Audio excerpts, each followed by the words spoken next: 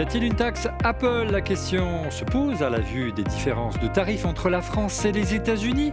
Au-delà, on assiste à une constante augmentation des prix, comme s'il suffisait de coller une pomme sur un produit pour que les marges flambent. Alors, les écarts tarifaires avec la concurrence sont-ils justifiés? Enfin, Apple bride ses produits en connecteurs, nécessitant l'emploi d'adaptateurs comme pour obliger ses utilisateurs encore à mettre la main à la poche. Alors, Info ou Intox? Débat.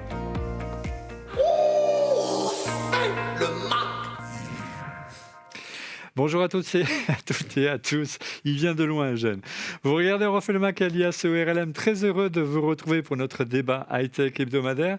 Merci encore pour votre fidélité. N'hésitez pas à nous soutenir en vous abonnant à notre chaîne YouTube. On a carrément un sujet sur mesure pour lui cette semaine. En plateau comme chroniqueur à mes côtés, Stéphane Zibi de Unisix. Bonjour Stéphane. Bonjour Olivier, bonjour à tous.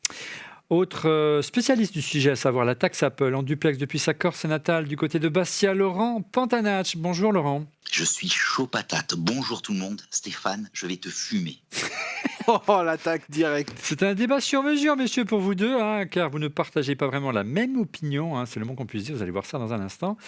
En duplex également du côté... non, il n'est pas du côté de la Suisse, mais c'est un endroit secret, parce qu'il nous réserve plein de surprises dans les semaines qui viennent. Didier Poulicani de Mac Forever. Bonjour Didier. Salut les amis, content de vous retrouver pour un bon petit sujet polémique. On va se faire plaisir. Je pense qu'on va bien s'amuser aujourd'hui. Alors oui, on va commencer tout de suite par un sujet qui fait mal. Est-ce qu'il y a une taxe Apple? Nous vous avons posé la question sur Twitter.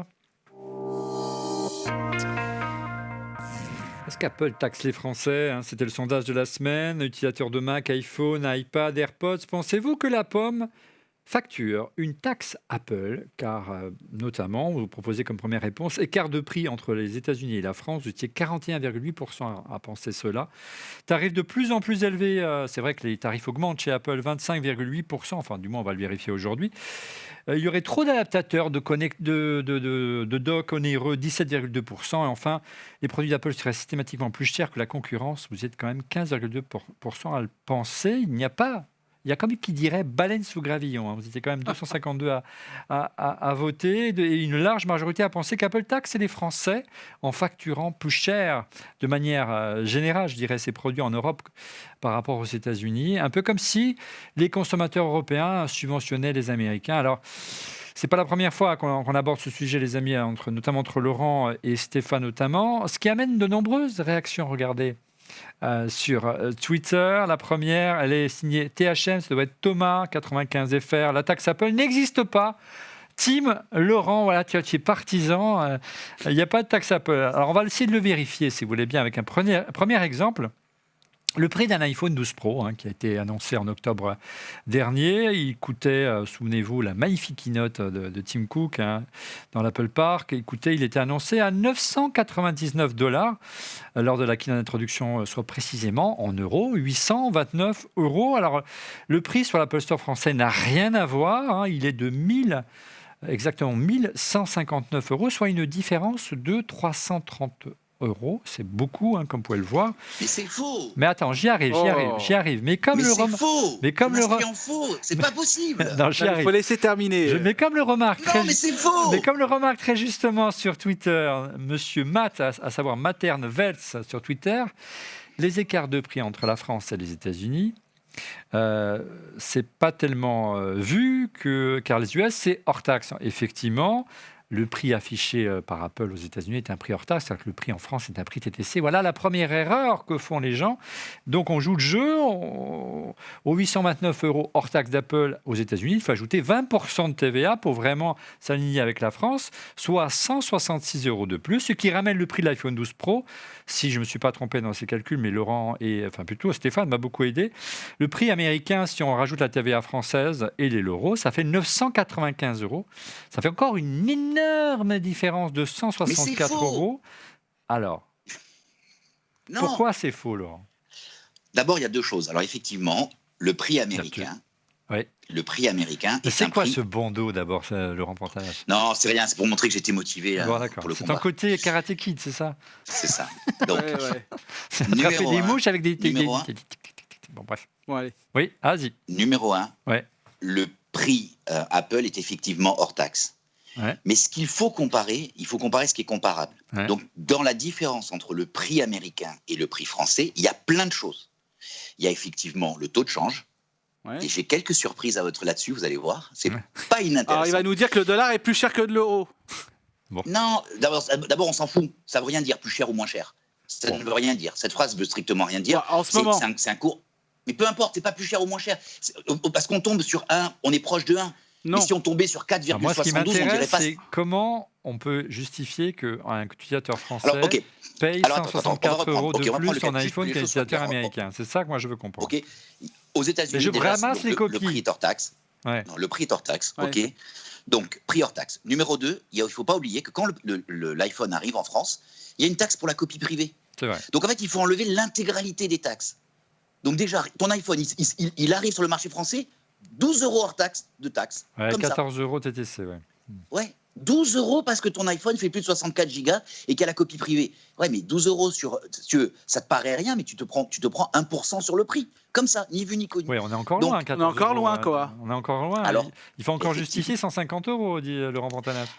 Alors, puisqu'on est là-dessus, si on prend le cas de l'iPhone 12 Pro, 999 $, si on le ramène en français hors taxe, ok, il est à 1153 $. Ouais. Donc, il reste 153 $ de taxes. Sauf qu'aujourd'hui, 1 € égale 1,21 $. Ouais. Mais si on se mettait en mars, ok, au moment où les prix ont été définis, quand les prix se définissent d'un produit à l'autre, hein, puisque le prix se définit au moment où le produit sort, eh ben le prix, il est exactement au même prix. Il y a 14 $ d'écart. Donc en fait, il ne faut pas raisonner Ouais, en mais instantané. entre-temps, ils peuvent. Oui, non, mais tu veux dire Mais qu'au moment ils où n'ont ils ont pas fixé changé. le Il n'y a prix, pas eu de changement de le prix. taux de change. Le prix a été. Non, Oui. mais j'entends ce que tu dis. Je Mais il ne vous entends. faut pas raisonner en instantané. Il faut raisonner au moment où ça s'est fait. Et au moment où la définition des prix a été faite, c'est-à-dire il y a quasiment 9 mois, eh ben, il y avait 14 $ d'écart. Donc à ce moment-là, on ne peut pas dire qu'il y a une taxe Apple. Mhm, Quand il y a une taxe. OK. mhm. J'ai du Donc mal je ne suis pas d'accord avec ça. Et j'ai beaucoup travaillé là-dessus avec Frédéric Rassa. Justement, c'est ça qui me fait de la Un peine. de nos fervents auditeurs, et on s'est amusé, on a repris. Et en fait, c'est hyper intéressant de se rendre compte de la variation du dollar. Et sur les dernières années, il y a eu de fortes variations, Alors, et ça peut expliquer certaines choses. C'est-à-dire qu'en fait, Apple, il fixe ses prix, prévoit une sécurité en fonction de la variation du taux de change. c'est bien Non, ça. quand ils ont fixé les prix au mois de mars, ce qui a été estimé comme étant l'iPhone sortait 6 mois après, l'iPhone, donc on sait que la BOM, le téléphone, il est défini. La Pourquoi preuve, pas c'est baisser qu'ils le sont prix pas. à l'instant T en disant Eh ouais. entre le Bah mois de ouais, mars mais- et le mois d'octobre, Alors, c'est passé presque 4 c'est mois. bien. Non, mais c'est vachement bien. Laurent, Tu sais, Stéphane. non, mais moi, ce qui est bien, c'est que quand je t'entendais parler, j'entendais la chanson de Souchon, Ram. J'adorais déjà. Désolé. Mais non, mais alors ton raisonnement, il tombe très bien. Sauf pourquoi alors l'HomePod midi est à 99 $ et 99 €. Effectivement, on Alors, j'ai une verra bonne tout à l'heure dans le Ça tableau. veut dire qu'il y a une Pourquoi anti-taxe Apple. Bah non. Ça veut dire. Ça veut dire Ça veut dire que- que ton raisonnement de la conversion ne tourne pas. Donc je te C'est-à-dire dis. qu'effectivement, Je l'HomePod te est le sorti dis en et je même te le temps. répète, le truc c'est que... Alors on m'a sorti d'autres... Moi, le truc ce qui est dommage, c'est que moi j'ai cherché les arguments pour toi. Et j'en ai. Ah, Mais bah, c'est vas-y. pas du tout les tiens. Ah, Vas-y. Mais je laisse cette émission quand même. Donc, je peux te dire, non mais sérieux, si on tient même maintenant, là, c'est en mars dernier, le dollar c'est pas déprécié de 15%. 20%. Il s'est pas déprécié d'autant. 1,063 $ en mars, 1,21 aujourd'hui. Bon, on va essayer de répondre Bon. et d'avancer sur ce sujet-là parce qu'on ne vous mettra pas d'accord. Non. Regardez cette réaction sur Twitter. Attends. Il Moi, je suis parle pas beaucoup là. attention. Moi, je Temps de suis pas parole. d'accord avec Stéphane, pas sur ça. C'est ça qui est étonnant. Depuis le début, on n'est pas d'accord, mais c'est pas sur ça. Sur ça, Ouais. on devrait être d'accord parce que les chiffres parlent et les chiffres nous donnent raison. Là, ce que dit Stéphane d'habitude, c'est moi, si je pars aux États-Unis et que j'achète mon iPad ou mon iPhone aux États-Unis, il me coûte moins cher. Oui. Et je suis pas d'accord avec lui parce que le raisonnement, c'est un raisonnement entre guillemets, de pirates. Et j'adore les pirates. Hein. J'adore les pirates. Donc, et je l'ai fait des dizaines de fois. Mon iPad, l'iPad que j'utilise là aujourd'hui pour enregistrer cette émission, je l'ai acheté à l'Apple Store de Union Square à San Francisco. Et je l'ai payé. Il y avait un écart effectivement de 300 $. Mais tu l'achètes, même avec la taxe qui est de 7-8% là-bas, 9 peut-être un peu plus en Californie. Non, mais ouais, mais tu te fais pas rembourser la taxe. Si tu te fais rembourser la taxe à la sortie des États-Unis, tu es censé, à l'entrée de France, dire « Oh, j'ai détaxé à la sortie. Messieurs les douaniers, veniez me mettre 20% de taxe. » Personne ne le fait, on est d'accord ? Non, mais ce que je veux te dire, c'est qu'effectivement, si tu joues ce coup d'opportunité, là, il y a un intérêt. J'avais fait, il y a quelques années, j'avais un site qui s'appelait Apple Store Prices et je comparais tous les prix en 2002-2003. Et effectivement, ça te coûtait moins cher de prendre un avion de Sao Paulo, de voler jusqu'à New York, de prendre un taxi, d'aller dans un Apple Store, d'acheter un Mac Pro à l'époque, un Power Mac, de le ramener, de t'acheter un clavier, de manger à New York, de t'acheter un clavier au retour au Brésil, que de le payer. Tu vois, parce qu'à cause du taux de change et du truc. Mais aujourd'hui, on ne peut pas raisonner comme ça. Les écarts sont effectivement, et là où je donne raison à Stéphane, c'est que les écarts sont plutôt à l'avantage du marché américain. C'est-à-dire qu'on se rend compte que c'est très très rare, à l'exception du HomePod, qui est vraiment un cas à part. Et moi, j'ai un argument sur le HomePod. On y viendra. On a 1 heure d'émission, les enfants. Vous n'êtes pas là pour répondre en une question. On a 1 heure, donc prenez votre temps. Et le HomePod, on va en parler. Didier, regarde, on a une réaction pour toi, une question Twitter d'Anto. Sur alias Anthony 360 FR, depuis quand existe-t-elle cette fameuse taxe? Quel a été son maximum et pour quel produit? Je serais curieux de savoir si c'est un produit révolutionnaire ou totalement basique. Didier, c'est pas une nouveauté qu'Apple joue sur le taux de change. Monsieur X devait être avec nous ce soir. Il nous l'a déjà expliqué dans cette émission qu'il y a différents frais qui sont cachés pour aller dans le sens de Laurent. Il y a une assurance sur le taux de change.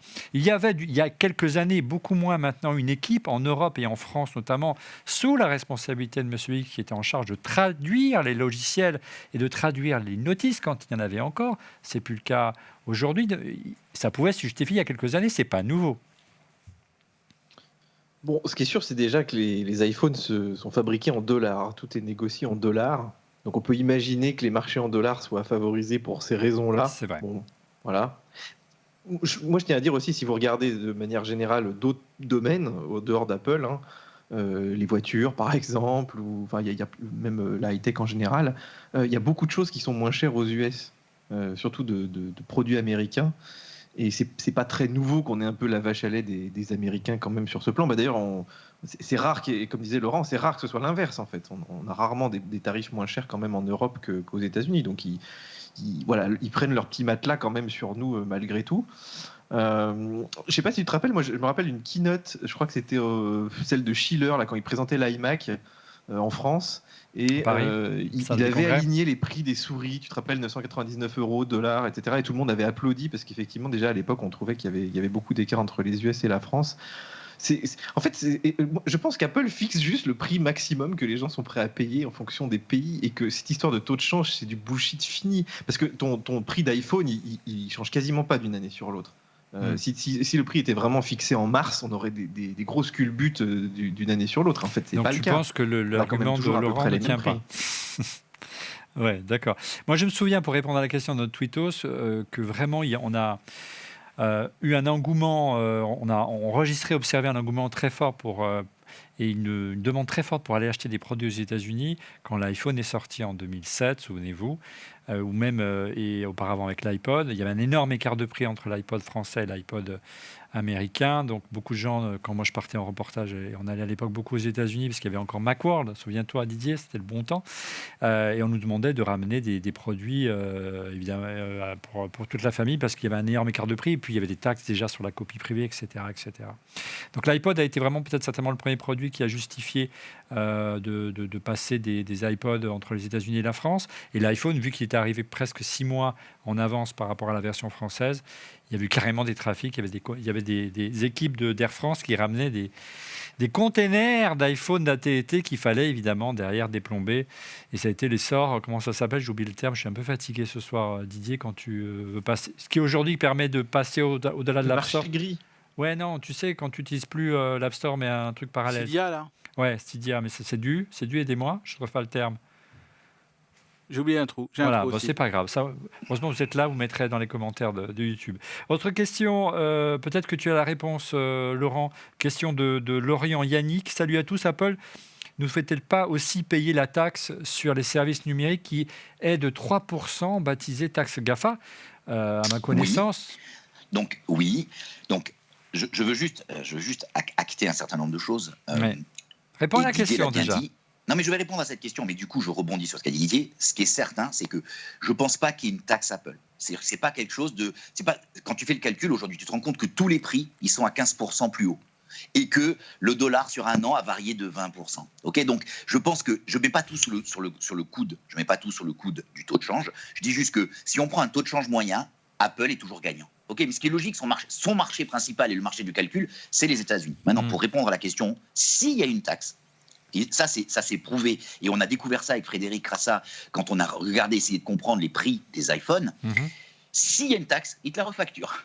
Dans les pays où, par exemple, la TVA était différente d'Europe, hein, donc c'est-à-dire que le produit, c'est le même, c'est en euros, donc il n'y a pas de problème de conversion, tu te retrouves avec des téléphones qui ont 10 euros d'écart, 20 euros d'écart. L'Espagne est moins chère, la Belgique est plus chère. Tu vois, il y a des pays comme ça où pour un même produit, sur un marché unifié avec la même monnaie, donc du coup, il n'y a pas de problème de taux de change, il y a des écarts de prix.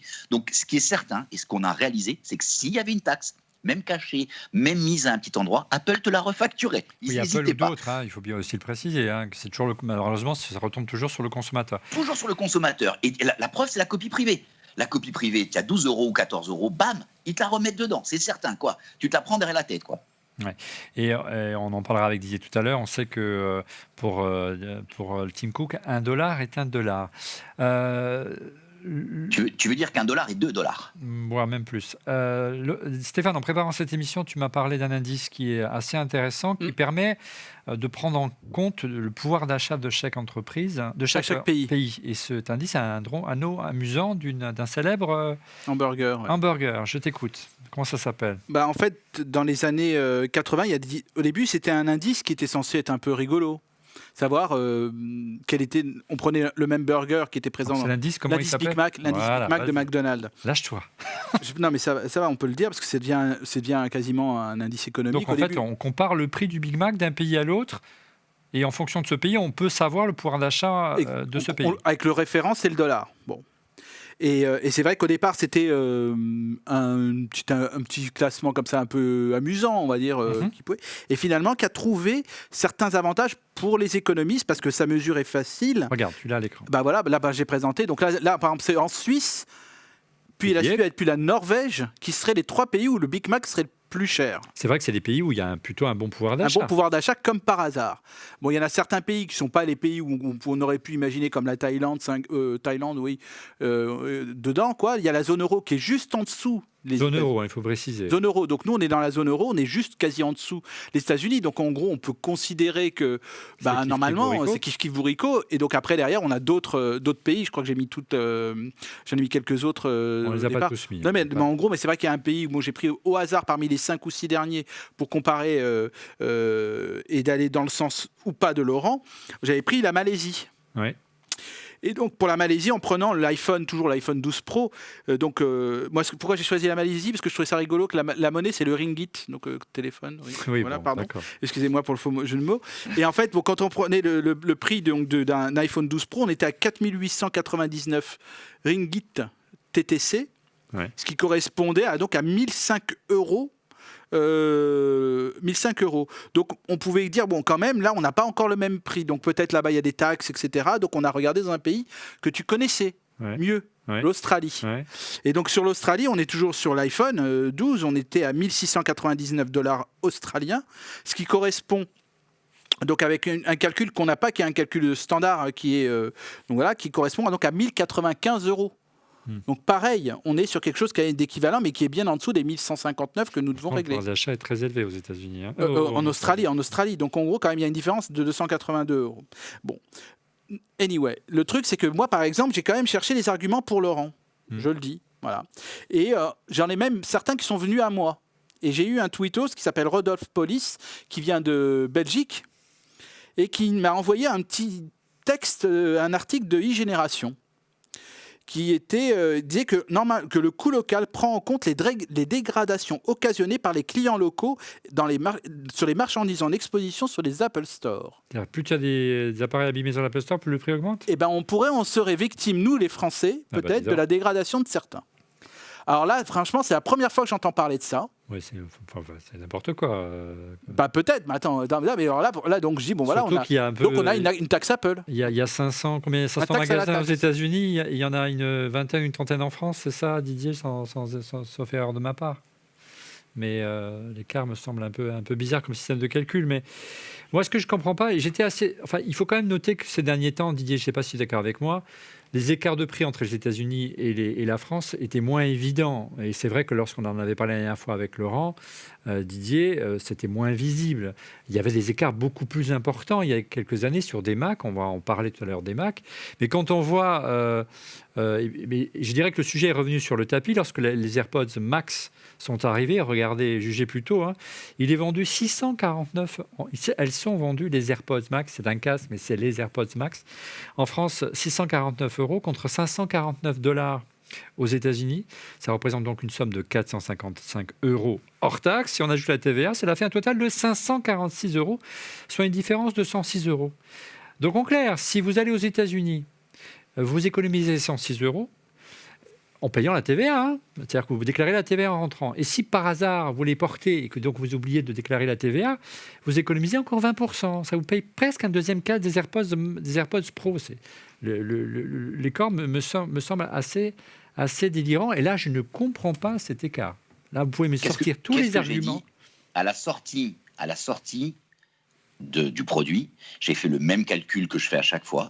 Et j'ai dit, je suis obligé de me ranger du côté de Stéphane Zibi, parce que sur ce produit, l'écart est tellement astronomique que pour moi, il y a une taxe Apple. Mais est-ce qu'on peut parler de taxe Apple ou simplement... C'est un mot qu'on a inventé avec Stéphane. C'est-à-dire, non mais, je veux dire, le produit, il est à 649 €. Tu vois, il n'est pas à 622,50. Donc, on te met quand même un prix psychologique. Il y a quand même toute cette notion-là de combien vaut ce produit, quel prix tu es prêt à mettre, quel est le niveau de vie des gens, quel est le niveau de vie du public cible, quelle est la quantité de personnes qui peuvent acheter ce produit. Et le Big Mac, par exemple, l'exemple de tout à l'heure, en fait, en Suisse, c'est pas le produit qui coûte cher. Le produit, il coûte rien. C'est la niveau de vie. Par contre, les mecs, il faut payer en Suisse. Voilà, c'est-à-dire qu'en Suisse, quelqu'un qui est payé à peu près un salaire de base, c'est 4 000 €. Tu vois ? Quelqu'un qui travaille, qui est caissière, elle gagne 4 000 €. Donc, tu peux pas faire un Big Mac à 2 € en Suisse, par exemple. J'entends bien, mais juste un mot. C'est un exercice. Donc, si on suit ce raisonnement, et que si Apple suivait la théorie du Big Mac, les produits Apple seraient moins chers en France ou au même prix qu'aux États-Unis. C'est loin d'être le cas. Et la question, même $1 pour €1. Et pendant un temps, et M. X l'avait reconnu, mais c'était beaucoup moins le cas ces derniers temps, les consommateurs européens, pas seulement français, subventionnaient une guerre des prix que pouvait mener Apple aux États-Unis. C'est une vraie. Ouais, mais la mondialisation aujourd'hui, c'est là où je viens. En fait, à l'époque. Et je suis allé chercher des prix historiques et tu te rends compte qu'il y avait des écarts beaucoup plus importants. Ouais. Aujourd'hui, la mondialisation, et puis si tu vas sur le site Apple, avant Internet, c'était compliqué. Tu ne savais pas combien ça valait un produit aux États-Unis. Ouais. Aujourd'hui, tu vas sur le site Apple, tu dis apple.com, et c'est ce qu'on a tous fait tout à l'heure. Ce que je veux dire à Didier a fait une remarque intéressante, mais qui n'est pas valide, je l'explique, sur le prix magique. C'est-à-dire qu'Apple ne donne que des prix à 9 €. Non, mais qui finissent par 9. Okay, donc c'est 49, 59, 549... Et en fait, on s'est amusé avec Frédéric à calculer, à regarder s'il y avait un impact. Et en fait, tu te rends compte que c'est pas 10 € quand il y a un écart sur un produit à 150 €, c'est pas les 10 € qui font la différence. Donc c'est plus difficile. Mais c'est quelque chose qui est intéressant. J'avais fait une étude moi sur les prix des applications de l'App Store et il y a ce qu'on appelle le hockey stick, le 4,99, 9,99, 14,99, 19,99. Tu vois, ce prix-là, tu te rends compte. Et j'ai la courbe, elle est marrante cette courbe parce que tu as vraiment la courbe de hockey quoi. Avec dès que tu es au 4 et au 9, tu te retrouves avec la remontée. Mais c'est pas ça qui change le prix. Aujourd'hui, ce qui change le prix, encore une fois, je pense qu'il y a une micro-taxe Apple parce que c'est toujours à l'avantage des États-Unis, le prix est le moins cher. Après, il y a des grosses variations sur le temps. Ce qui est certain, c'est que nos économies très taxées, fortement taxées, avec beaucoup de TVA, et puis des taxes, copie privée, tout ce qu'on peut mettre derrière, viennent gréver le prix. Et après, Apple, bon, c'est Monsieur Plus, un petit coup d'épaule, on arrondit au-dessus, sauf le AirPod Max, où là, c'est abject, quoi. L'écart de prix monstrueux, quoi. Tu vois, je veux dire, tu peux rien justifier, quoi. Alors, une petite réaction sur Twitter, regardez, de Papy Geek sur Twitter. Il est quand même sidérant que la première cotation boursière au monde, qui parle d'écologie et d'égalité pour tous, ne pratique pas un vrai tarif égalitaire à travers le monde, alors qu'elle dispose de magasins et d'une logistique de premier plan, c'est vrai, sur toute la surface de la Terre. En clair, les amis proposaient le même prix, ou du moins offrir une parité pour l'Europe, euro, Mais c'est dollar. pas égalitaire, ça, Olivier. Je termine. Apple le pratique pourtant. Stéphane, tu nous as préparé un petit tableau encore. Encore un petit tableau. Ouais. Oui, alors on va voir l'iPhone, on va voir et on voit effectivement que la parité euro-dollar, elle existe. Tu en parlais tout à l'heure de l'HomePod Mini. On voit que le Pod Mini, c'est à l'euro près le même prix en dollars. Donc c'est possible. Bien sûr, c'est possible. Alors c'est sûr que c'est un produit d'appel parce qu'ils ont raté le coche pour le premier HomePod. Ça veut dire quoi? Ça veut dire qu'Apple est prêt à faire des sacrifices sur sa marge s'ils estiment qu'ils ne sont pas en position de force. Comme le disait Didier, je pense qu'ils réfléchissent longtemps sur les prix qu'ils vont annoncer, pays par pays, zone par zone. Et je ne pense pas que ce soit le fait de variation du dollar. La preuve, les AirPods Max ou l'HomePod Mini ont été à des tarifs. Ça veut dire quoi? C'est intéressant ce que tu dis. Ça veut dire qu'en clair, qu'Apple considère ce que nous, au sein de Refait le Mac, et que du temps où j'étais à Ecriette, du temps où j'étais à SVMac, on le claironne depuis longtemps, Apple a quand même une particularité, une chance incroyable de disposer d'une communauté d'utilisateurs, d'une fidélité incroyable au fil des ans et au fil des années. Et elle en joue finalement de cette fidélité, quitte à tirer sur la file. Et parfois, ça risque et ça n'a jamais craqué jusqu'à maintenant. Ça n'a pas craqué. Et voilà, donc l'idée, véritablement, là, on en a vraiment la démonstration. En fait, c'est ce qui est juste un Ils jouent sur le fait que leurs utilisateurs sont captifs. Ah, c'est sûr et quand on arrive sur un nouveau marché où ils n'ont pas d'utilisateurs captifs comme celui des enceintes, où ils sont pris quand même une jolie... Enfin, ils ne sont pas leaders sur ce marché, on est d'accord, Didier, hein. Tu es d'accord avec cette analyse, Didier, ou pas, concrètement? Oui, assez, mais inversement, ça ne les a pas empêchés de se planter. Par exemple, avec le MacBook, tu te rappelles quand ils ont un peu arrêté le MacBook Air, ils ont trop tiré sur la corde. Ah oui, puis là, on sentait que les gens achetaient plus d'ordi, les Mac disparaissaient un petit peu des boîtes et tout, et ça devenait problématique, parce que effectivement, les gens achetaient même les anciens MacBook Air parce qu'ils n'étaient pas trop chers, mais ils étaient tout pourris, et tu sentais qu'en fait, ils avaient loupé le coche de cette machine qui était plutôt bien pricée. Donc mais c'est pas évident quand même de mettre les prix comme ça, tu vois. Comme dit Stéphane, je pense que ça doit être quelque chose qui est hautement réfléchi, pays par pays, segment par segment, en fonction de la part de marché qu'ils ont. C'est pour ça que moi je suis assez d'accord. En fait, la règle, c'est qu'il n'y a pas de règle. Si c'était juste la règle de l'application stricte du taux euro-dollar, ce serait très facile à faire comme calcul, mais c'est sûrement pas le cas. Est-ce qu'en régie, on peut remettre le tableau? J'ai jamais dit ça, hein. Attention non plus, ne faites pas dire ce que j'ai pas dit, hein.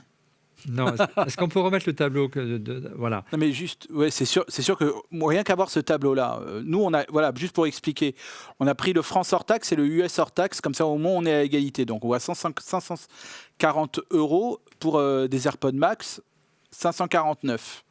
On est d'accord là-dessus. Non mais attends, déjà, ce que juste on veut montrer, on a une variation déjà par rapport à cette conversion de quand même qui n'est pas anodine, qui est à peu près de 200 €. Hein, c'est bien ça. Sans TVA. Oui, sans TVA. Pardon. Après, juste la conversion euro-dollar. Voilà, Par contre, évidemment, la différence est moins importante si on rajoute la TVA française. Mais bien évidemment. Mais pour ce type de produit, il est tellement tentant de le porter, donc de justifier que c'est ton produit, que tu n'as pas à le déclarer à la douane. L'économie est importante. Et je termine juste... Tu peux l'acheter dans le Delaware. Oui, tu peux même aller dans le Delaware où il y a 0% de taxes, contrairement par exemple à New York. Enfin, il faut y aller quand même dans le Delaware. Ouais. Mais tu sais que sur certains produits...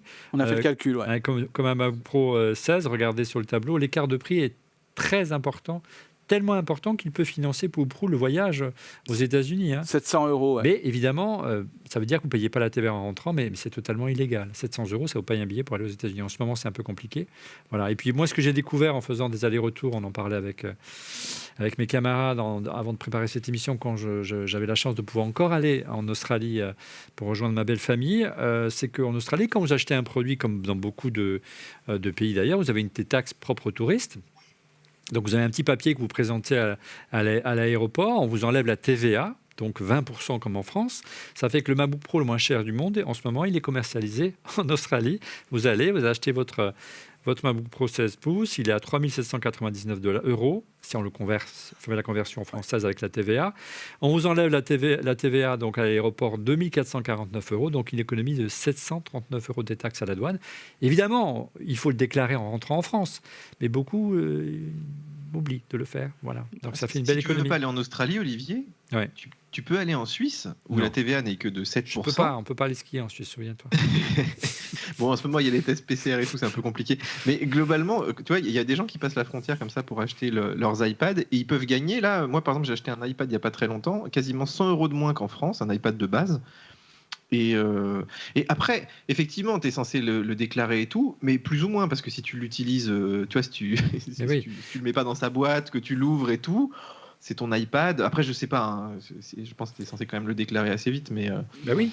On ne peut pas condamner Apple de ne pas faire d'optimisation fiscale et encourager notre audience à faire de l'optimisation fiscale aussi. Il faut être juste. Apple ne doit pas faire de l'optimisation fiscale. Nous ne devons pas faire de l'optimisation fiscale. Voilà, c'est clair, c'est dit. Dernier point pour conclure sur la taxe d'Apple. Elle est perçue clairement de ce côté de l'Atlantique, cette taxe à Apple, du côté de l'Europe, et elle est aussi perçue aux États-Unis, mais différemment par beaucoup d'observateurs qui dénoncent une autre forme de taxation d'Apple. On en parle après le busomètre. Le busomètre, les rumeurs ou informations qui ont le plus buzzé sur le site Mac Forever cette semaine, Didier. Et oui, tiens, on commence avec aussi un petit problème financier entre Apple et Epic Games. Tu te rappelles de Fortnite ? Oui. Des gens qui se rappellent de Fortnite ? Ah oui. Et alors Epic Games, donc, qui est toujours pas de retour sur iOS, attaque donc Apple devant la Commission européenne. Donc toujours un petit peu pour les mêmes problématiques d'abus de position dominante et tout le tralala. Donc voilà. Alors pour l'instant, c'est quand même les affaires sont en cours. Hein. Ils se sont fait un petit peu débouter à certains endroits, mais ça suit son cours. Mais c'est très intéressant quand même à suivre cette affaire parce que on est aussi là encore dans, tu vois, voilà, on t'impose une taxe entre guillemets de 15 à 30% sur les produits que tu vends au travers de l'App Store. Donc je pense qu'il y a beaucoup de monde qui attend ces décisions de justice avec impatience. Ça va faire évidemment jurisprudence. Et puis sur l'App Store aussi, il y a pas mal de débats autour éventuellement effectivement des problèmes de différence et de gestion de grille tarifaire par Apple, notamment. C'est le cœur du problème. Deuxième info ou rumeur ? C'est plutôt une rumeur. Alors oui, plus ou moins une rumeur. En fait, il y a iOS 14.5 qui est sorti en bêta. Tu te rappelles, c'est la version qui te permet de déverrouiller avec le masque ton iPhone si tu as une Apple Watch. La version finale. Et donc, on a trouvé des petites icônes de batterie MagSafe qui viennent se clipser derrière l'iPhone 12. Donc, Apple pourrait sortir éventuellement. Voilà, donc, ce seraient des batteries qui viendraient se coller, voilà, sans forcément de coque. Donc, ça pourrait être assez pratique, tu vois, pour récupérer un petit peu de jus ponctuellement, quoi. Troisième info, on parle de Big Sur et de WatchOS. Oui, alors en fait, je voulais en parler dans le busomètre parce que c'est assez important. Cette semaine, Apple a quand même corrigé des gros problèmes qu'avaient les utilisateurs, notamment si tu avais une montre qui se mettait, une Apple Watch, je crois que c'était la série 5, qui se mettait en mode réserve, tu pouvais plus la charger. Et la SE, je crois aussi, non ? C'est ça ? La SE voilà, également. donc a priori, ils te la prenaient en charge en Apple Store et tout, mais voilà, la mise à jour devrait corriger ce problème. Et puis, tu avais aussi Big Sur, et certains qui, quand ils l'installaient, en fait, ils checkaient pas assez l'espace disponible, et ils essayaient de l'installer, et du coup, ça faisait tout planter, et tu pouvais perdre tes données, surtout si tu avais un petit Mac M1, tu sais, où c'est un peu compliqué de chercher les données. Donc voilà, ils ont corrigé ces deux trucs-là cette semaine. Donc voilà, mettez bien à jour vos produits pour pas vous faire avoir. Quatrième rumeur ou info, on parle de la firme de Redmond, c'est ça ? Ouais, mais encore, tu vois, dans ces histoires un petit peu de position dominante d'Apple qui impose toutes ces contraintes tarifaires, en fait, Apple voulait pas, tu sais, de streaming en fait sur l'App Store, de streaming de jeux, parce que forcément, ils touchaient rien derrière. Et là, donc, il y a Microsoft qui a suivi les nouvelles règles d'Apple. Alors, ils ont dit qu'on pouvait maintenant passer par un navigateur, tu sais, en faisant des versions web et puis en les proposant sous forme d'application. Voilà, bon, voilà, ils autorisent un peu ça, mais avec un truc très contrôlé. En plus, si tu as des achats intégrés, tu dois passer par le système d'Apple et donc empocher les 30%. Donc voilà, il y a une première bêta qui a l'air de fonctionner. Donc Microsoft s'est plié apparemment aux règles d'Apple en attendant un éventuel assouplissement, mais bon, voilà. Et enfin, dernière info et rumeur, on revient du côté de Facebook. Oui, bah, tu vois, Apple prend cher cette semaine. Donc, tu sais qu'avec avec iOS 14.5, il va y avoir des nouvelles règles de tracking. C'est-à-dire, quand tu vas lancer une application, on va te demander ce que vous voulez vous faire traquer. Voilà, donc tout le monde va répondre non, forcément. Moyen. Donc, toutes les applis qui sont un peu basées sur le tracking, je pense qu'ils vont prendre très très cher, à commencer par Facebook, enfin toutes les applications gratuites en fait essentiellement. Et donc Mark Zuckerberg, là vraiment, je pense qu'il c'est un gros bras de fer avec Apple, mais il y a quand même des enjeux, hein, parce que Facebook c'est WhatsApp, c'est Instagram. Tu vois, si tout ça part d'iOS, ça peut faire aussi très mal à Apple, donc ils ont quand même besoin de l'un et de l'autre. Mais effectivement, je pense qu'ils vont essayer de jouer sur la partie juridique pour essayer de faire plier un petit peu Apple. Mais tu vois quand même que effectivement Apple qui tire sur la corde un petit peu de tous les côtés, ça commence à être un peu limite. Ils sont peut-être allés un petit peu loin sur tous les fronts et effectivement ils se prennent un peu le retour de bâton en ce moment.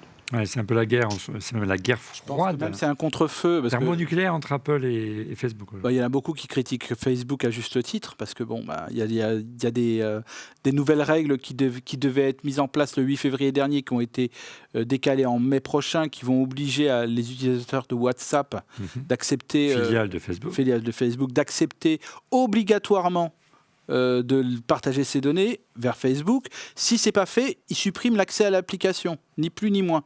Donc Facebook déjà se retrouve et Messenger était quand même l'appli la plus pompeuse, etc. Et par rapport à ce que tu disais, Didier, ça vient en complément. Je ne sais pas si tu as vu le début de bras de fer qui commence à avoir avec France Digital, l'association française, où il y aurait eu des lobbyistes apparemment insistants, qui sont revenus pour contrer une tribune qui était dans un journal, justement La Tribune, qui critiquait un peu les méthodes d'Apple. Et donc là, c'est en train Et donc mais tu vois, un exemple amusant de cette histoire, c'est quand tu installes ton Mac, Apple te dit « Voulez-vous contribuer à améliorer les produits d'Apple ?» Tu te rappelles de cette phrase? En envoyant tes données. C'est ça, en fait. Qu'est-ce que ça veut dire, ça? Ça veut dire envoyer toutes tes données, c'est-à-dire envoyer tous tes logs de logiciels. Exactement. Avec toutes tes données perso dedans, parce que c'est ça, hein, les logs de logiciels, ça envoie toutes tes données. Mais la phrase, elle est quand même sympa. Tu veux améliorer les produits Apple. Évidemment. Si Facebook te dit « Souhaitez-vous utiliser de manière gratuite et améliorer Facebook ?» Mais les gens, ils diront plus oui que non. Et en fait, tu vois, on est quand même dans un monde comme ça où, oui, effectivement, WhatsApp va imposer des trucs, mais WhatsApp, c'est gratuit. Enfin, je veux dire, tout ce service coûte de l'argent. Évidemment. Et les gens n'ont jamais payé pour ça. Donc, à un moment donné, il faut aussi comprendre que c'est pas aussi simple. Il n'y a pas de tracking des données et pas de tracking des données. Il y a une forme d'hypocrisie. C'est gratuit, payant. Enfin, tu vois, c'est un débat très compliqué quand même, tout ça. Une forme d'hypocrisie aussi. Didier, il y a une limite quand même. Il y a une limite entre les deux. Quand Apple se sert de tes données pour améliorer leurs produits, c'est différent de Facebook. Tu vois, la semaine dernière, j'ai discuté avec un pote. J'ai eu un pote au téléphone. Hein. Le soir, Facebook m'a proposé d'ajouter quelqu'un que je pourrais connaître, en l'occurrence sa femme, que je connais pas. J'ai compris en voyant les amis en commun que c'était sa femme, parce que j'ai eu une photo de mariage de eux deux. Mais tu vois, il y a quand même une sacrée différence entre je file mes données à Apple, qui a priori ne va pas les utiliser pour matcher, pour mélanger, pour mixer, pour mingler les choses, et de l'autre côté. Oui, c'est-à-dire que derrière Apple, Facebook, c'est pas son business model aussi. Ouais, c'est ça. Mais Facebook a tendance à aujourd'hui, tu vois toute la s'insérer presse dans nos vies, la pub. Elle se retrouve quand même la corde au cou là, parce que Apple a le produit. C'est comme si ton autoradio il censurait tes pubs sur l'autoradio. Tu te rends compte si ton autoradio il disait mais j'enlève les pubs là, ça c'est pas bien ça. Oui, mais c'est ton marchand de journaux qui coupait les pubs dans les magazines.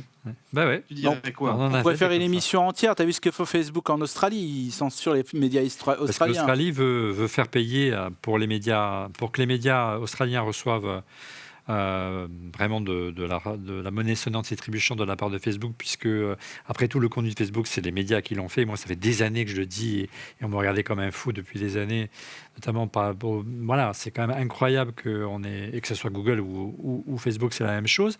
Ils ont tapé du poing sur la table au gouvernement australien en disant maintenant c'est simple, c'est temps et puis c'est pas négociable.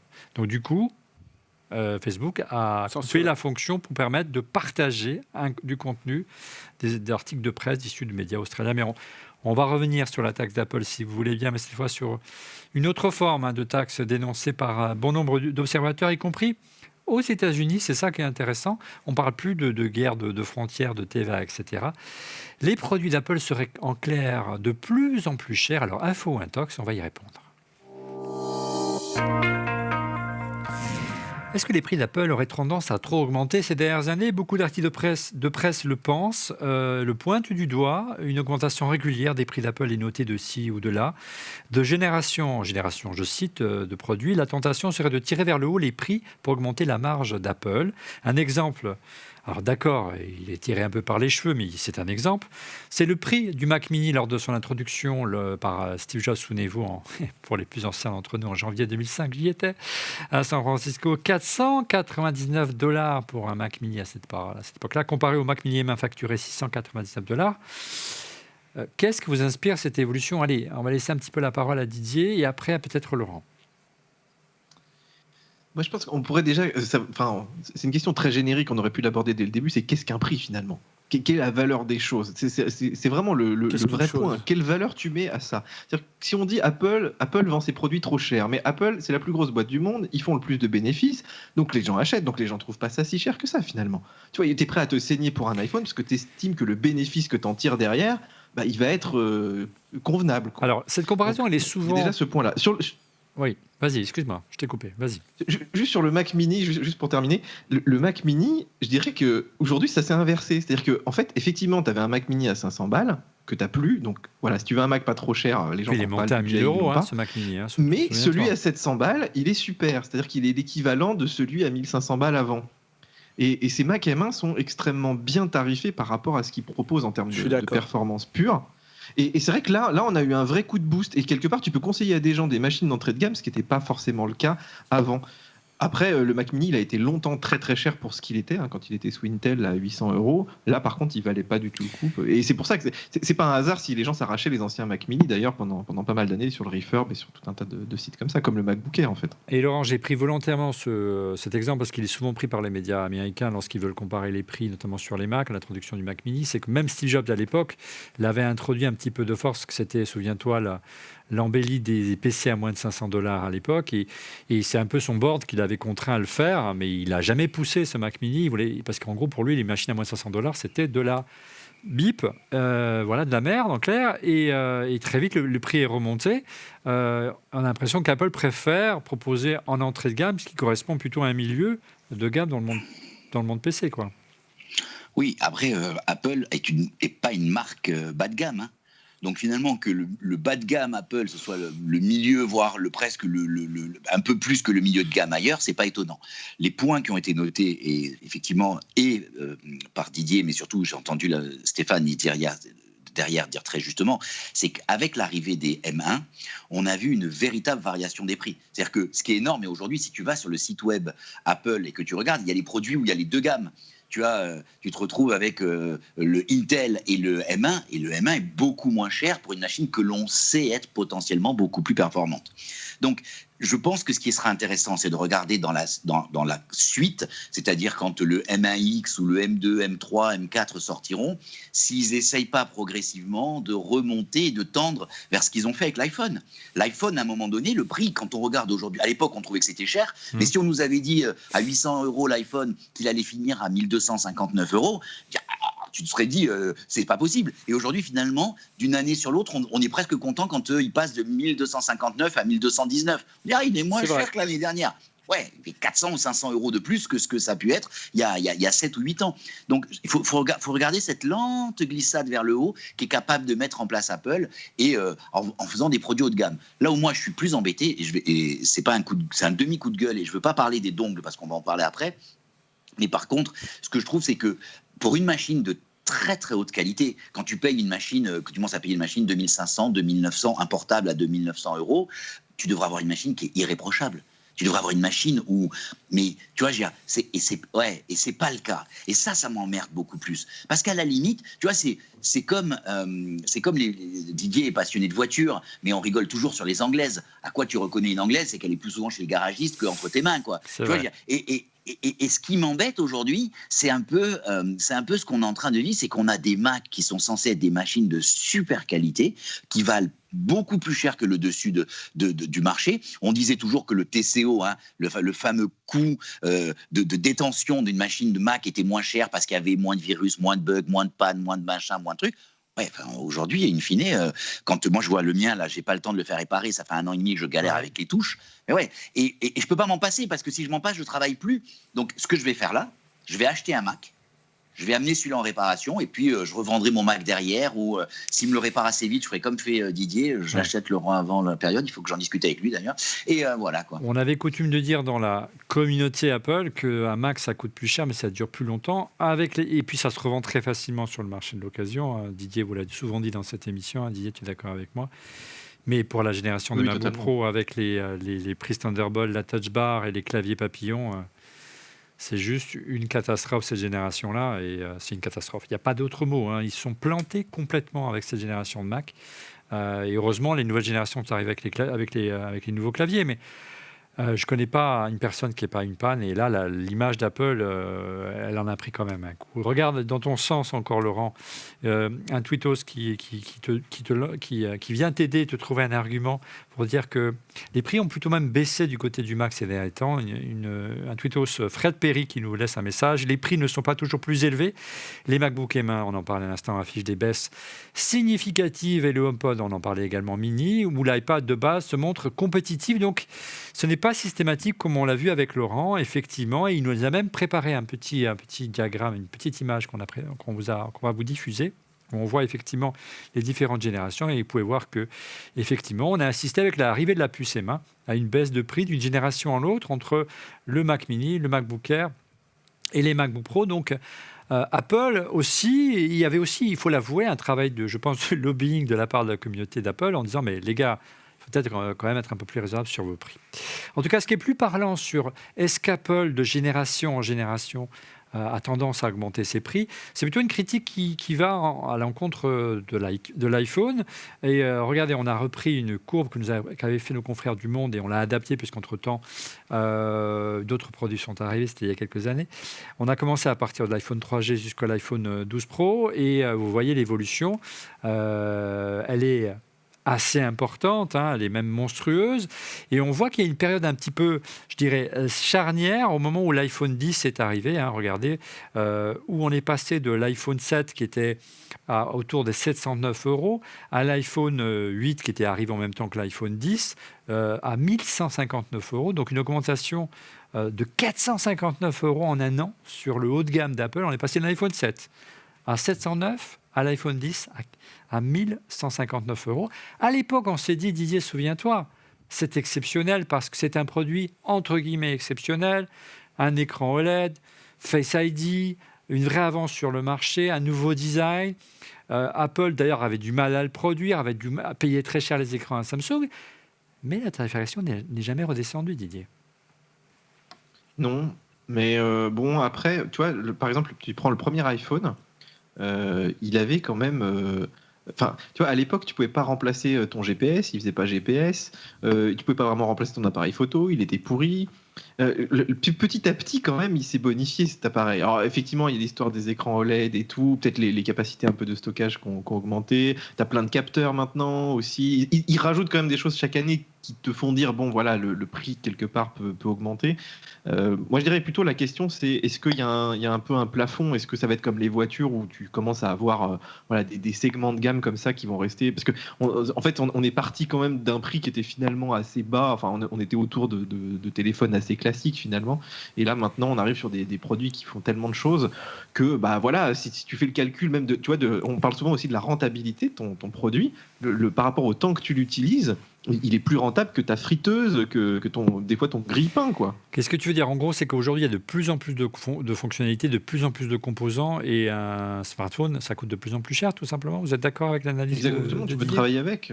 Bien évidemment, ça c'est sûr qu'on ne peut pas comparer. Et si on en veut pour preuve les concurrents, il n'y en a pas un, à part peut-être un ou deux qui sont un petit peu bien en dessous en termes de prix, mais les principaux concurrents, même ceux qui avaient pour réputation d'être les moins chers, en l'occurrence Huawei et les Chinois, à nu, ils sont quand même à des niveaux qui sont quand même assez Oui, proches. Voilà. bon, il y a Samsung qui a un peu baissé ses prix cette Oui, année, hein, mais, largement, mais légèrement. c'est vrai que le Galaxy était assez proche du prix d'Apple, mais cette année, il y a eu une franche baisse de prix.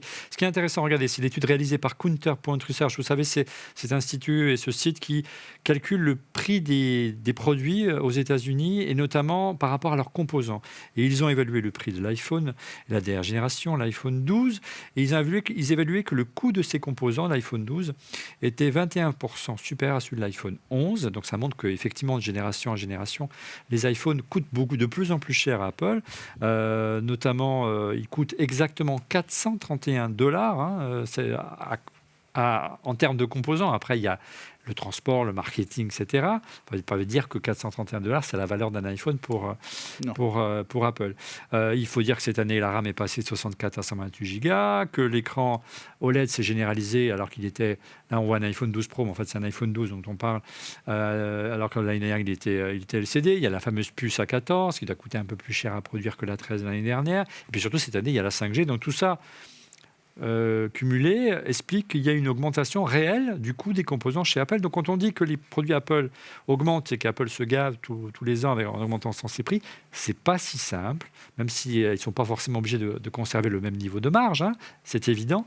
Mais en tout cas, les produits coûtent, c'est un fait, de plus en plus cher. On revient donc sur le sujet de la taxe Apple avec une réaction sur Twitter. Regardez une réaction de Stéphane Becquet. Pas facile avec les 4 choix de notre sondage à l'origine, hein.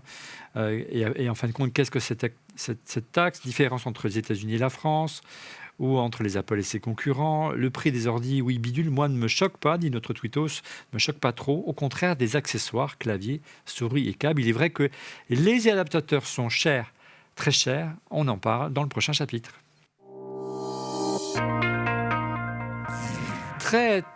Trop cher adaptateur. Apple supprime des ports. C'est une habitude depuis plusieurs années maintenant, hein, c'est pas nouveau. Port jack sur l'iPhone, port SD sur les Mac, port HDMI, Ethernet, USB, la liste est longue, hein. Il faut donc multiplier les adaptateurs. Jugez plutôt une petite rallonge électrique qui a été livrée, souviens-toi Didier, en standard avec les MacBook Air, les MacBook Pro depuis des années. Ils l'ont retiré de la boîte, alors que les prix augmentent, et facturé désormais 25 € juste la câble électrique. Mais bon, voilà. L'adaptateur USB-C vers Ethernet, indispensable aujourd'hui, on n'est pas obligé d'acheter le modèle d'Apple, il est facturé 34,95 €. Un adaptateur USB-C vers USB, indispensable également aujourd'hui, hein, 25 €. Lecteur de carte SD USB-C pour pouvoir décharger vos photos quand vous êtes vidéaste ou photographe, indispensable, tu en conviendras Didier, 45 €, la liste est longue. Alors, et on a une question très précise de Benoît sur Twitter concernant les adaptateurs. Véritable stratégie ou preuve d'un chaos organisé? Merci encore pour vos émissions. Merci de vos encouragements, Benoît. Quel est votre sentiment? Qui veut prendre la parole? Peut-être avec Laurent pour commencer. Est-ce qu'il y a vraiment une stratégie de nous faire payer plus? Je dirais oui. J'ai ouvert il y a quelques jours un Dell ultra portable et qui a peu de ports, qui en a encore moins que, tu vois, qui a du style 2 ports ou 3 ports. Mais par contre, dans la boîte, il te livre l'adaptateur réseau, l'adaptateur USB ancien format. Donc, tu te dis qu'au prix d'une machine, tu peux comprendre la réduction. Okay, et puis le fait de l'uniformisation et de la qualité de l'USB-C, c'est vachement pratique, ça marche bien. Et par contre, à une machine, quand tu mets une boîte dans une machine à 2000 €, ne sois pas mesquin d'enlever le câble, la rallonge de 1 mètre ou 1,50 m qui était pour l'alimentation de 120 et de mettre un adaptateur. Je ne sais pas si tu te rappelles, je vais sortir un autre truc, hein. Avant, les Mac étaient livrés avec une petite lingette pour nettoyer les écrans, hein. Je ne sais pas si vous vous rappelez de ça. L'autre jour, j'en ai retrouvé une. Je dis mince, mais c'est quoi? Et j'ai vu la taille. Alors, c'était pas parfait, hein. Il y avait mais aujourd'hui, on n'a plus rien, quoi. T'as ta machine. Ah ouais, c'est sûr que la boîte, elle est légère, elle est petite. Bientôt, les Mac vont être livrés sans chargeur. Et c'est vrai que c'est un peu. Ce serait la logique, hein, si on suit la... Non, mais si on va plus loin, tu aurais une boîte ultra plate, hein. Donc, je suis partagé. C'est-à-dire que je suis partagé parce qu'il y a beaucoup de gens qui n'utilisent jamais aucun des adaptateurs. Et moi, je vois ma femme, elle a un Asus. Il lui faut le dongle. Tu vois, pareil, elle n'a pas la prise réseau parce qu'il est ultra portable, il est ultra plat. Et donc, elle a toujours dans sa sacoche. Ce qui m'embête, c'est le prix des adaptateurs, et vous le savez, hein, je défends souvent Apple sur certains sujets, mais sur celui-là, pour moi, c'est indéfendable. Quand tu vois que le moindre adaptateur de bonne qualité qui fait 12 en 1, quoi, il te fait toutes les tailles de prise, le réseau, le HDMI, le machin, ça vaut 20 €, sur Amazon, tu te dis... Attends, Apple nous prend vraiment pour des vaches à lait, là. Pour des jambons, on peut le dire. Mais au-delà, surtout que la qualité des adaptateurs, elle est vraiment discutable, hein, Didier. Est-ce que, au-delà, Didier, cette stratégie du connecteur limité, alors on sait que c'est, Laurent l'a précisé aussi, une vraie volonté des designers, et on sait que les designers ont de l'appartenance au sein d'Apple, parfois un peu trop d'ailleurs, et donc imposent leur choix sur les ingénieurs. Mais est-ce que c'est pas finalement, c'est ça la marque, je dirais la patte, je cherchais le terme, de Tim Cook, de cette stratégie d'augmenter la marge par des petits biais comme ça, un peu cachés? Est-ce que c'est pas la patte de Tim Cook, Didier?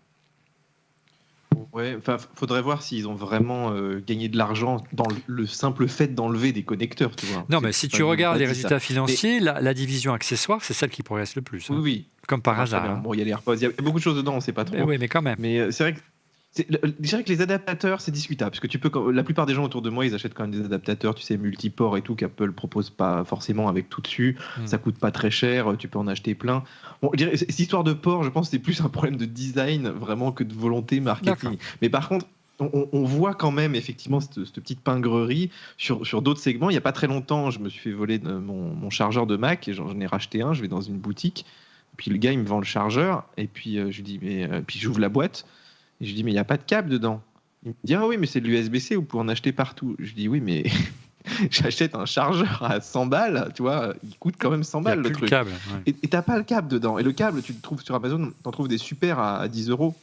Et en fait, il y a pas longtemps, j'avais même acheté, tu vois, pour le tester, le petit chargeur MagSafe Duo là, qui coûte 149 € pour juste charger ton iPhone en MagSafe avec ta montre. Et pareil, il y a pas le chargeur dedans. Et en fait, tous ces trucs là font que oui, tu vas être obligé de racheter en plus. C'est-à-dire que le vrai prix, en fait, il est pas là. Alors, Et c'est ça qui est le plus frustrant. Je peux te donner un dernier exemple Ouais. comme ça. C'est quand tu achètes un MacBook Air 256 Go aujourd'hui, c'est vraiment limite. Et en fait, Apple te pousse à acheter le suivant. C'est-à-dire que le vrai prix du MacBook Air, quelque part, c'est pas vraiment celui d'entrée de gamme. Enfin, il y a beaucoup de gens qui vont le prendre, je le sais, mais si tu veux, on te pousse toujours à dépenser beaucoup plus.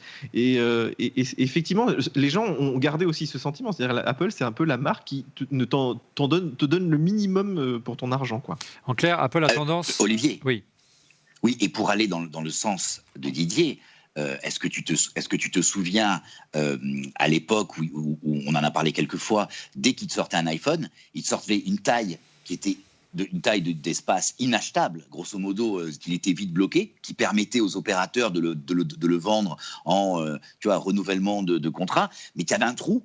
Donc, du style, le téléphone sort en 32, il n'y a pas le 64, et après, il y a 128 et 256. Après, tu avais le 64, tu n'avais pas le 128, tu passes à 256 et 512. Attends, tu te dis. C'est le cas sur l'iPad Air aujourd'hui. Hein. Oui, L'iPad Air aujourd'hui de base, pour le prix, tu as vraiment l'impression de te faire avoir. Du coup, le vrai prix de l'iPad Air, c'est pas le prix d'entrée de gamme finalement. Donc si je vous suis bien, messieurs, c'est celui du dessus. ouais, où Apple est plus critiquable, c'est pas tellement sur la théorie des connecteurs et des adaptateurs, c'est plus sur le phénomène qu'Apple a pendant longtemps tenté de brider ses entrées de gamme de téléphones, d'iPad et de Mac pour vendre et forcer, ce qui était tellement limité, forcer plutôt le milieu de gamme et marger un peu plus, c'est ça l'idée. Et ça, c'est la patte de Tim Cook. Là, oui, Didier. Voilà. Ouais, bon, Steve Jobs n'était pas non plus l'homme le plus vertueux du monde. Ouais, mais Tim Cook était déjà là. Tim Cook, il y a un article, je ne sais pas si on a déjà parlé, mais qui est sorti sur Bloomberg il n'y a pas très longtemps. Bloomberg, ouais. Et dans cet article, en fait, ils ont interviewé pas mal de gens qui ont travaillé avec Tim Cook chez Apple, même quand il travaillait avant chez HP, je crois, ouais, je crois que c'était HP, ou chez IBM peut-être. Et en fait, Compaq, Tim Cook, c'est le mec qui négocie, ou Compaq. Il négocie à l'époque sur du dixième de centime sur des bouts de connecteurs USB. C'est-à-dire que d'ailleurs, le portrait qui est dépeint de Tim Cook est assez amusant parce que c'est effectivement un homme de fine négociation. Et ils te disent derrière que c'est quelqu'un qui est très boring, tu vois, vraiment inintéressant, enfin bon, à prendre avec des guillemets évidemment, sur le plan personnel, mais qui est extrêmement doué dès qu'il s'agit de la négoce. Et effectivement, on retrouve cette patte-là, où Steve Jobs, lui, quelque part, c'était un petit peu comme Elon Musk, tu vois, quand tu vois ces gens-là, leur but à eux, c'était quand même d'avoir une vraie vision du produit, c'est-à-dire de rendre l'informatique simple, accessible aux utilisateurs. Et tu vois, Elon Musk, dès qu'il peut faire baisser le prix de ses voitures, il essaye de le faire quand même. Tu sens qu'il y a une vraie volonté là-dessus. Chez Apple, tu retrouves pas ce sentiment, en fait. Tu as toujours l'impression qu'on essaye de t'en choper le plus possible, et puis soit tu acceptes, soit pas, quoi. Stéphane, pour conclure. En Et fait, on passe au dernier chapitre après. ouais, non, mais en tout cas, c'est, vous l'avez dit, de toute façon, on a acheté au début quelques adaptateurs Apple parce que c'était, voilà, il Et fallait. puis, c'était difficile à trouver autre Voilà, chose au on avait autre départ. chose. Maintenant, On a vite en arrêté. Maintenant, on a tous nos marques fétiches, Belkin, Sateki, Baseus et compagnie. Vas-y, Ah, c'est surtout toi. Ouais, surtout moi, mais voilà. Mais simplement, je pense que à un moment, peut-être qu'ils arrêteront quand ils verront que les concurrents font beaucoup plus de chiffre d'affaires et des meilleurs produits qu'eux. Je pense qu'ils en vendent des camions. Hein. Bah, je sais, j'ai Des bien. Je suis sûr que containers pleins, des j'étais connecteurs, en train de des penser, camions. en vous entendant, ce serait intéressant de connaître le cumul juste de ça, et je suis sûr que ce serait bien plus important que la plupart du CAC 40 en France. Ouais, oui, c'est clair. Et au-delà, il semblerait, si on en croit les rumeurs et le busomètre et Mac Forever, disaient que Apple ait compris le message, hein, et que dans les futures générations, voilà, Mais il y a un peu plus. Ce serait quand même incroyable. Ben, Ils nous disent qu'ils vont sortir des MacBook Pro avec le lecteur SD, peut-être la Ben prise oui, HDMI. mais Mais bien tu te rends sûr. compte le retour de bâton? Bien sûr. C'est-à-dire que, en fait, ils assument le fait que c'était un problème quand même Ils sont quand un même vrai problème de design. Ils sont quand même bien plantés avec cette machine. Voilà, ils sont vraiment merveilleusement plantés. Allez, dernier volet de cette taxe Apple. Apple est-elle systématiquement plus chère que la concurrence? C'est aussi des angles qui sont souvent pris sur les réseaux sociaux, dans les médias. Hein. En clair, il suffirait de coller une pomme sur un ordi pour que les prix flambent. Tentative d'explication. Alors les amis, est-ce qu'Apple est plus cher? Est-ce qu'elle facture son logo aller de l'ordre de 30 à 40% du prix supplémentaire de vente, hein? On sait que la marge brute d'Apple est entre 30 et 40%, plus qu'une marque de luxe, plus qu'un Hermès et qu'un Louis Vuitton, ça fait rêver. Est-elle vraiment plus chère que la concurrence? En tout cas, ça amène une réaction sur Twitter. Regardez, d'Insider. Bonjour, il manque, cela dépend des produits. Sur certains produits, après conversion, la taxe numérique et TVA reste une différence. Donc, il revient encore une fois sur le sondage de cette début d'émission, Insider. Apple n'est pas forcément plus ou trop cher face à la concurrence, notamment car il n'y a pas d'obsolescence. Apple n'est plus un problème de tarif, c'est pas faux. Hein. On sait que, on l'a dit tout à l'heure, Didier, pendant longtemps, les Mac en tout cas duraient plus longtemps, pas les derniers MacBook Pro. Mais on sait aussi qu'elle n'était pas, on l'a vu aussi en début d'émission, qu'elle elle est prête à faire de sacrés efforts sur des marchés où elle n'était pas présente. On se souvient du HomePod Mini, hein, qui a commencé sa carrière il y a quelques semaines à seulement 99 € et je pense qu'il fait du mal à la concurrence. On se souvient également que les AirPods de première génération, qui sont arrivés il y a quelques années avec l'iPhone 7, de mémoire, offraient à l'époque un excellent rapport qualité-prix à leur lancement. Et ensuite, les prix ont grimpé et la concurrence s'est alignée, mais la concurrence avec les pires difficultés à proposer des produits équivalents au même prix. Et puis quand ils s'installent sur un marché et qu'ils deviennent dominants, on voit les prix grimper. On a vu avec les AirPods Pro, on a vu avec les AirPods Max aujourd'hui. La question est simple, les amis. Est-ce que vous pensez qu'Apple a une tentation, une fois que son public est un peu captif, de transformer Apple en une marque de luxe? On verra quand ils feront la voiture. Il y aura Didier qui va nous... Didier, Laurent? Il y aura Didier qui pourra là réagir et donner la réponse, mais ouais, non, mais je pense que... On sait qu'il y a eu une tentative, Didier, avec l'Apple Watch, d'en faire une marque de luxe et ils s'en sont revenus. Moi, je sais pas. Oui. Souviens-toi de la montre à 20 000 €. Je l'ai pas. Ils visaient les marques de haut de gamme et puis ils sont revenus au sport, ils sont revenus à la santé. Parce qu'ils veulent en vendre tous les ans. C'est vrai aussi. Ils pensaient qu'il y avait un vrai public de luxe autour de ce produit, ce qui n'a pas été le cas en fait. C'est-à-dire que les gens qui avaient du pognon ne sont pas du tout arrachés des montres connectées. Donc effectivement, là-dessus, c'est vrai que le positionnement était étrange. Parce que ce que je trouve assez bizarre, c'est que par exemple, tu prends le HomePod, qui n'était pas un gros succès commercial, son prix n'a jamais baissé. C'est-à-dire que c'est un produit qui est vieillissant quand même maintenant et il ne baisse pas. Tu vois, assez cher. Hein. C'est une marque en fait qui, quand elle arrive, elle peut être bien tarifée, mais les AirPods aujourd'hui sont quand même des produits très chers. Là, par exemple, j'ai testé du Ugreen, tu vois, à 30 balles, et j'étais surpris de la qualité. Alors, il n'y a pas la petite puce H1 qui se connecte bien avec ton iPhone, mais ils peuvent pas la mettre de toute façon. Mais en termes de produits, c'était bien fini, le son est bon, et à l'époque, t'avais pas ça n'existait pas. Non. Les AirPods fallait n'ont acheter. pas baissé de prix depuis, ils vont C'est pas vrai. faire des AirPods à 50 € Apple. Ouais, je suis d'accord. Moi, je voulais juste ajouter quelque chose. Je ne sais pas si vous vous souvenez, à un moment donné, la pomme, elle était dans l'autre sens. C'est-à-dire que quand tu fermais le clapet Elle était de comme ton ça. ordi, de ton portable, Voilà. exactement. En fait, la pomme, elle était pour toi. Donc, en fait, Apple te flattait, te disait, tu utilises la pomme. Et c'est très visible dans les vieux épisodes de Sex and the City, puisqu'elle tape sur son laptop Apple. Et donc, la pomme est à Carrie l'envers, c'est Bradshaw. marrant. Carrie Bradshaw. Et à un moment donné, ils l'ont retourné. C'est au moment où, et je me rappelle dans les aéroports et dans les universités, Ils l'ont on voyait, ils l'ont retourné c'est devenu et ils l'ont un- éclairé. Oui. et ils l'ont retourné et éclairé, tout à fait. C'est assez incroyable. C'est assez incroyable, quoi. Tu vois, tu vois un peu le pouvoir de la marque, finalement, c'est plus pour toi. Quoi, c'est un objet de finalement, tu deviens- représentation, c'est ça? Mais non, c'est un objet de représentation, mais c'est ce qu'ils te vendent à toi. Mais surtout, tu leur fais la pub. Un Quand t'es dans objet un de aéroport statut social, c'est ça? Je me souviens d'avoir été à une conférence et d'avoir pris une photo de, je sais plus, un des grands noms de la tech française. Je sais plus si c'était Marc Simoncini ou je sais plus lequel. Hein. Et le mec, il avait un Dell. Il avait un autocollant Apple à la place du logo Dell. J'avais trouvé ça excellent, quoi. J'ai trouvé ça excellent comme J'avais- truc parce que certaines. Voilà. Bon. Juste, je voulais ajouter ça sur la marque. Alors en tout cas, on va essayer de répondre à la question, est-ce que les prix d'Apple sont supérieurs à la concurrence, notamment sur le créneau du Mac, parce que c'est ça qui nous tient particulièrement à cœur dans cette émission. Alors de manière générale, effectivement, les Macs affichent un prix supérieur à leur Alter. Tu parlais de Dell à l'instant, à l'Alter Ego de Dell ou encore Asus, il n'y a pas photo. Il n'y a pas forcément le même niveau de finition, encore une fois, mais il y a une vraie différence. Par contre, on a trouvé intéressant de les comparer à une autre marque qui essaie de marcher sur les plates-bandes d'Apple. C'est nul d'autre que Microsoft qui tente de reprendre les codes d'Apple en termes de design. Et là, la comparaison est plus frappante. Regardez la Surface Book 3 avec son écran de 13,5 pouces. C'est vraiment très sympa comme appareil, qui est le concurrent ou la concurrente du MacBook Pro 13 pouces. Il est bien mieux équipé que le MacBook Pro 13 pouces avec une vraie carte graphique NVIDIA. Sur mon petit 13 pouces, il n'y a pas de carte graphique dédiée. Un écran tactile qui se détache pour se muer en tablette. Il effectuerait bien plus cher que le MacBook Pro M1. Il coûte 1 799 € contre 1 449 pour le ticket d'entrée du MacBook Pro M1. Alors évidemment, il n'y a pas la même connectique, il n'est pas tactile, il n'y a pas et puis la connectique est limitée. Mais il y a quand même un écart de 350 €. Donc ça montre que il y a plus cher encore qu'Apple, et en l'occurrence c'est Microsoft.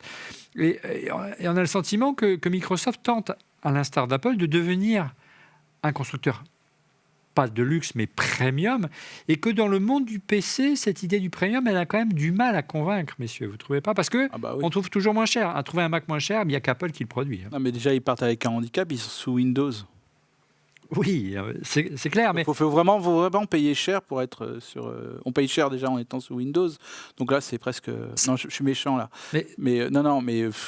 je ne sais pas si c'est de la comparaison. Regarde l'iMac 27 pouces, il a aussi son Alter Ego bien sûr, non. chez Microsoft avec le Surface Studio 2. Moi, je trouve magnifique. Cette machine, elle est d'une beauté absolue. Mais le ticket d'entrée est de 4 149 €. C'est également plus cher qu'un iMac 27 pouces haut de gamme, qui lui est facturé autour des 2500-2600 €. Et en gros, pour le prix de cette surface, vous avez un iMac full patate, full option quasiment, gavé en option, un disque SSD de 2 Tera et une carte graphique plus puissante. C'est pas facile d'imiter Apple sur ce créneau-là, Didier, on a l'impression, dans le monde PC. Oui, moi je pense qu'effectivement, alors Apple a mis en place des super chaînes de production pour te faire des coques en alu, etc. Donc maintenant, je pense qu'ils arrivent à rentabiliser. Tu vois, tu prends un MacBook Air aujourd'hui, il est super rentable pour eux. Mais c'est vrai que pour un concurrent, alors Microsoft en plus, je crois qu'en quantité, ils vendent quand même beaucoup moins qu'Apple, même sur les ordinateurs. Et puis il y a quand même un paramètre aussi qu'il faut prendre en compte. Donc oui, ça coûte cher de faire des beaux produits, mais en plus, tu as la décote, un peu comme sur les voitures. Tu vois le prix du produit par rapport à la décote. Quand tu achètes, j'en sais rien, une belle Jaguar à 100 000 balles, tu sais que tu pourras la revendre, je dis une bêtise, mais peut-être 70 000 balles au bout de 3 ans. finalement, elle t'a pas coûté si cher cette voiture. Alors quand tu achètes ta Clio à, j'en sais rien, 25 000, tu la revends 5 000 balles au bout de 4 ans. Donc il y a quand même aussi ce côté-là, hein, les produits Apple, tu peux les revendre. Et d'ailleurs, quand tu vois le Bon Coin, là, c'est blindé de Mac qui des fois ont 3-4 ans et les tarifs n'ont pas beaucoup baissé, tu te dis que aussi il faut en tenir compte quand tu achètes une machine Apple. Il y a quand même de la durée de vie, il y a quand même de la revente, et c'est une machine qui dure quand même aussi dans le temps. Et ce sera le mot de la fin, on passe à vos coups de cœur. Les coups de cœur, on commence avec Didier. Et oui, Olivier, alors il n'y a pas très longtemps, je t'ai fait une petite vidéo d'accessoires. Voilà, tu pourras remettre les images si tu veux. Et j'ai trouvé deux petits produits qui m'ont beaucoup amusé. Alors le premier, c'est un panneau solaire. Alors tu vois, on est en période de Covid, là on peut pas faire de ski, donc on peut aller faire de la rando. Et quand tu fais de la rando, tu utilises ton téléphone pour le GPS et tout. Et ça consomme quand même pas mal d'énergie. Et là, alors ça s'appelle le Leaf Pro. Voilà, donc c'est un petit panneau solaire un peu souple en fait que tu vas accrocher derrière toi sur ton sac à dos. Donc c'est quand même assez marrant. Et puis donc il y a un petit fil, il monte jusqu'à 7,5 watts. Et si tu branches ton iPhone dessus et on va dire qu'il fait soleil, parce qu'il faut quand même pas qu'il y ait trop de nuages ou que tu sois à l'ombre, et ben ça te le charge toute la journée. Donc voilà, si jamais tu es perdu au fin fond de la montagne, tu vois, que tu dois appeler les secours, qu'il fait froid, que tu es dans une crevasse, et ben ça va marcher. Donc voilà, ça s'appelle le Leaf Pro. Alors ça coûte entre 60 et 80 €, mais bon, si tu fais beaucoup de rando, tu peux te dire que ça peut être intéressant. Il est surtout très, très souple. Et puis un deuxième produit que je voulais te parler, c'est DockCase qui fait ça. Tu vois, on parlait des adaptateurs tout à l'heure, c'est un dock USB avec un écran. Et alors pourquoi un écran, tu me diras, sur un dock USB? En fait, il te donne la vitesse des ports, par exemple la résolution qui est supportée en HDMI, si tu es en USB 2, en USB 3, pratique, etc. ça, ouais. Et surtout, il fait du 10 gigabits seconde. Donc même en USB 3, du 10 gigabits sur un dock USB-C, c'est vraiment pas mal. Et ça coûte pas très cher en ce moment, je crois qu'il est sur un espèce de Kickstarter. Donc tu pourras mettre le lien. Et c'est DockCase donc, qui fait ça. Il a un seul inconvénient, c'est qu'il est un petit peu plus lourd, parce que comme il y a l'écran et tout, il y a même un petit ventilo. Donc si tu l'utilises avec du HDMI, 8K et tout, il va Tu casses un peu le charme déjà, un petit peu avec le ventilo. Il faut des balises aussi. C'est moins cher que les voitures, donc voilà. Oui, c'est bien, tu as fait un effort, on est content cette semaine. Merci Didier. Laurent, de ton côté, ton coup de cœur cette semaine. J'en ai deux. Et je suis désolé, j'en ai deux. Mon premier, c'est Stéphane Zibi. Stéphane, je t'aime. Bon, c'est officiel. Hein. Voilà, ils font leur coming out en direct. Ouais, exactement. Donc, c'est un produit que j'ai acheté il y a très longtemps, qui s'appelle donc en fait la station Netatmo, station intelligente. Et je l'utilise toujours. Et elle est pratique, elle marche plutôt bien. Franchement, c'est un bon produit. Et puis, j'ai deux maisons, hein, donc en Corse. Je voulais tout le temps, je voulais avoir un peu plus d'informations sur la température. Et du coup, je l'ai commandée. Et elle a un avantage. L'avantage qu'elle a, c'est qu'elle est. Attendez, je vais vous montrer. Elle est HomeKit maintenant. Oui. Donc en fait, tu retrouves ta météo dans la station, et je trouve ça plutôt smart. Donc voilà, donc c'est un produit à partir de la version 3, je crois, elle est passée HomeKit, et c'est un super produit. Pour la petite histoire, et j'adore, vous regarderez ce produit, hein, c'est un tube en métal. Et en fait, quand Fred Potter, qui bossait chez WeThings, a quitté WeThings, il a monté Netatmo et il a monté ce produit. Et tout le monde a dit, mais c'est incroyable, ce produit ressemble comme 2 gouttes d'eau au capteur de pression artérielle de WeThings. Mais en fait, c'est le même tube. C'est juste qu'il est parti avec le même tube, le même diamètre, et il a monté Netatmo derrière. Et c'est pour ça que tous les produits Netatmo aujourd'hui, c'est un tube en alu, mais qui en fait est inspiré de WeThings, du capteur sensoriel. Et vous regarderez le capteur, il y a effectivement un tube en métal qui a le même diamètre que ça. Je trouve ça marrant, quoi. Merci Laurent, de ton côté. Stéphane, ton coup de cœur. Olivier, moi j'ai un coup de cœur, tout simplement. Ouais. C'est une application qui est en plus disponible que pour les détenteurs d'iPhone. Très bien.